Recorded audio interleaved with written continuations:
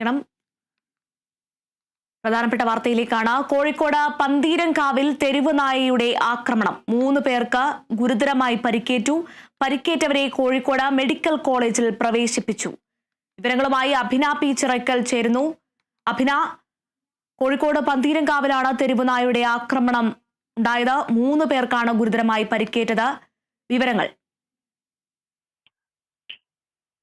അജ്ന, ഇന്ന് വൈകിട്ട് 4 മണിയോടുകൂടിയാണ് തെരുവുനായയുടെ ആക്രമണം ഉണ്ടായിരിക്കുന്നത്. ആക്രമണത്തിൽ പന്തീരങ്കാവ് സ്വദേശികളായ രാധ, തോത്തോളി ചന്ദ്രന്റെ ഭാര്യ രമണി എന്നിവർക്കാണ് സാരമായി പരിക്കേറ്റത്.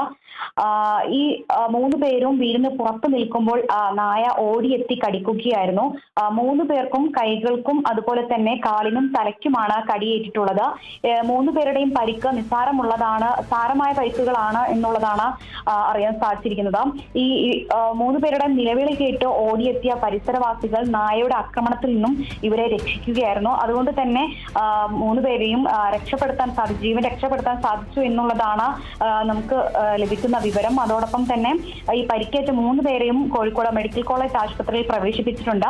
3 പേരും ഇപ്പോൾ ആശുപത്രി വിട്ടു എന്നുള്ളതാണ് ഇപ്പോൾ ലഭിക്കുന്ന വിവരം. അതോടൊപ്പം തന്നെ ഈ നായ പ്രദേശത്തെ മറ്റ് വളർത്തു മൃഗങ്ങളെ അടക്കം പിടിച്ചിട്ടുണ്ട് എന്നുള്ളൊരു വിവരവും ഇതിനോടകം ലഭിക്കുന്നുണ്ട്. കൂടാതെ ഈ ഒരു നായയെ നാട്ടുകാർ കൂടി അടിച്ചു കൊല്ലുകയും ചെയ്തിട്ടുണ്ട്. അജ്ന,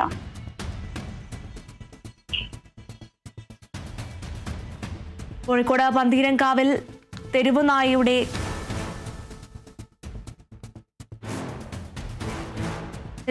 ആക്രമണമാണ് ഉണ്ടായത്. 3 പേർക്കാണ് ഗുരുതരമായി പരിക്കേറ്റത്. അഭിനയാണ് വിവരങ്ങൾ നൽകിയത്.